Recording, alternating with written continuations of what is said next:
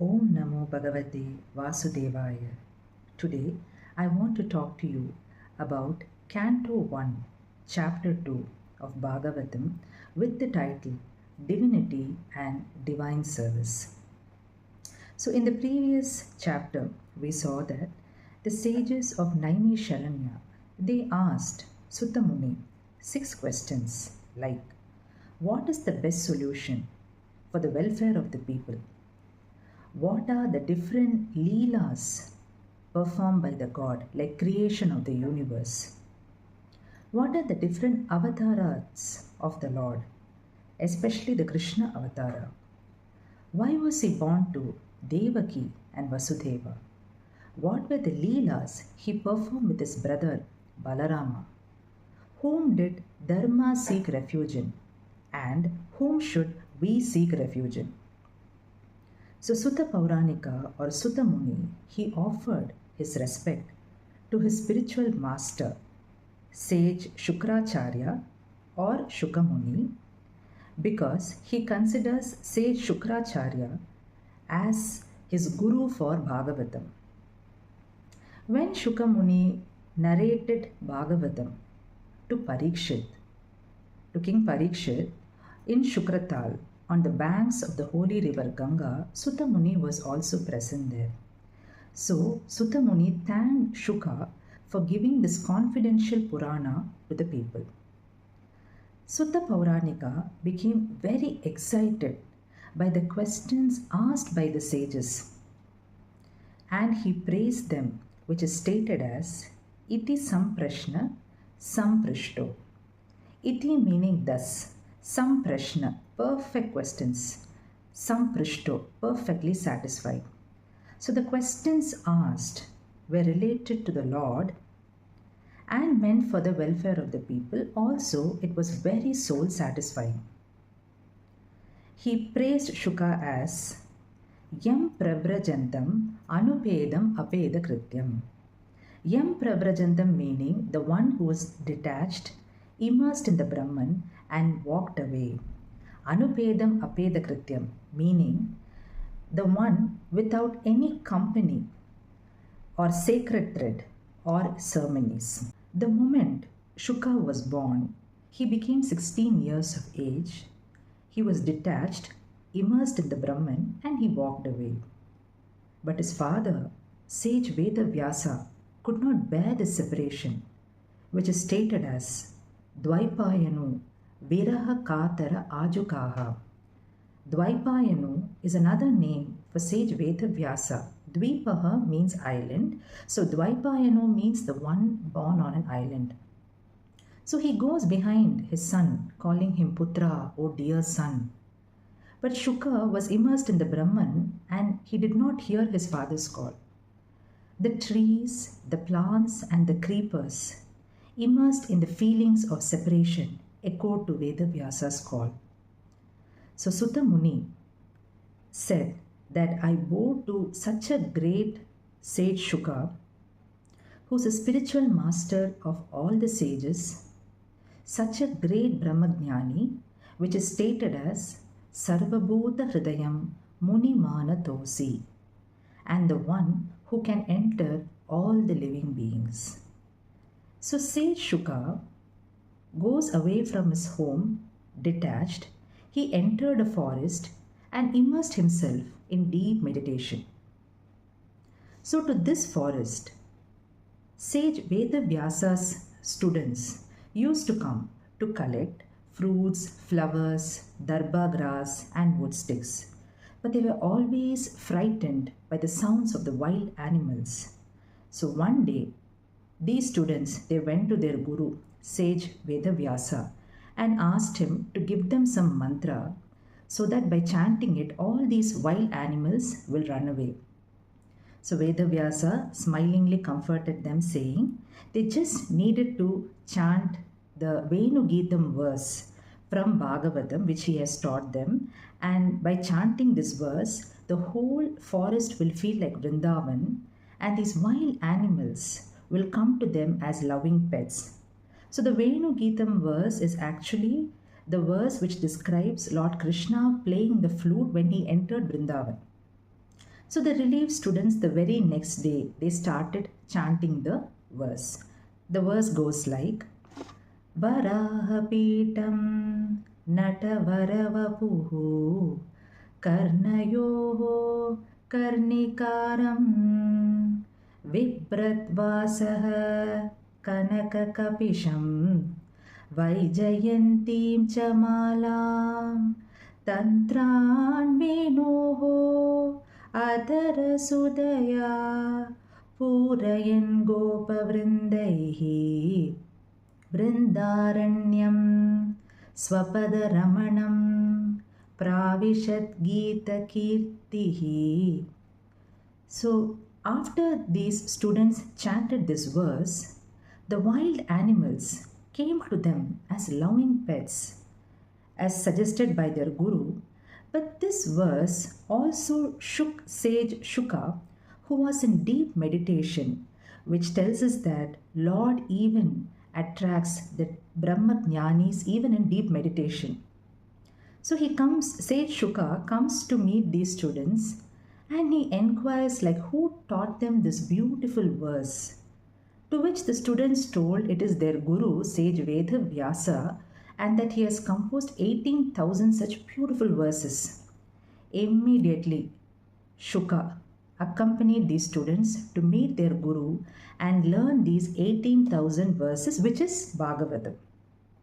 So if you see sage Shuka, he is born, he is detached, he left home, then he returns again, he learns Bhagavatam, and again he walks away and immerses himself in deep meditation. And when King Parikshit is cursed to be dead in 7 days, he appears again. Because of his compassion, because of his karuna, he appears again for King Parikshit and for the people going to be born in Kali Yuga. The essence of all the Vedas is conveyed in this Puranam, which is stated as Akila Shruti Saramevam. It is said that we all are in a deep darkness of ignorance called as Tamondam. And for those of us who struggle to cross it, which is stated as Ati Titikshada Tamondam, sage Shuka, out of his Karuna Bhavam, has given us the lamp of light, which is called as Adhyatma Deepam, in the form of Bhagavatam, which is the cream of Vedic knowledge. So Sutta Muni, after glorifying sage Shuka, he prostrated to Lord Narayana, Naranarayana Rishis, Goddess Saraswati, and Vedavyasa, which is stated as Narayanam Namaskrityam Naram Chaiva Narottamam Devim Saraswatim Vyasam Tato Jayam Udhirayet. So this short sloka is called as a Mangala Charanam, and this is usually chanted at the beginning of holy scriptures. When you're reading or narrating holy scriptures, it is usually chanted to ward off any obstacle or any negativity. So the last line of the sloka, which states Tato Jayam Udhirayet, meaning Bhagavatam gives us victory. So after explaining all this and after prostrating to all the above people, Sutta Muni, he began to answer the questions asked by the sages, which goes like, the ultimate solution for the welfare of the people or the greatest dharma to be followed by any individual is having unmotivated and uninterrupted devotion to the Supreme Lord, thus leading to self-realization. No matter how much a person is intelligent or has followed dharma all his life, if he does not have interest to listen to Bhagavad Katha, then all his efforts are said to be in vain, which is stated as Shramaye Vahi Kevalam.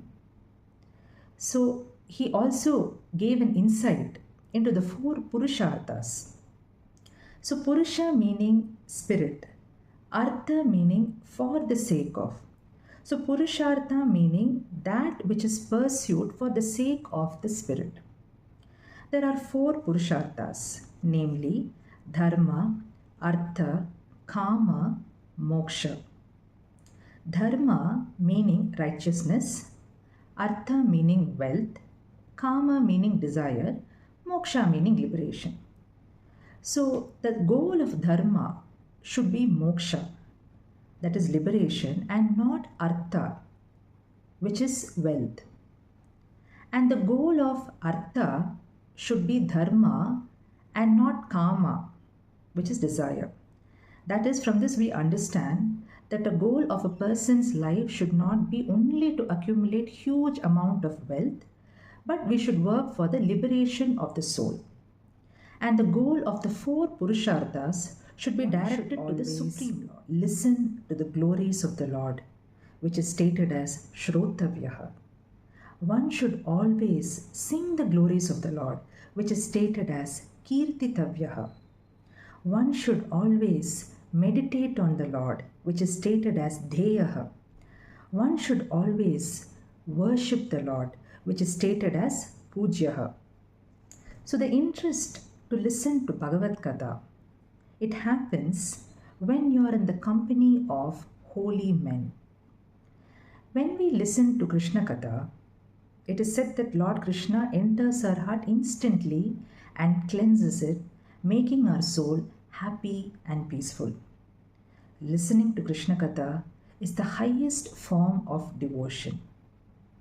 It is said that Lord created the entire universe with all the living beings in it. So he takes different avatars in the form of devas, humans and animals to protect it.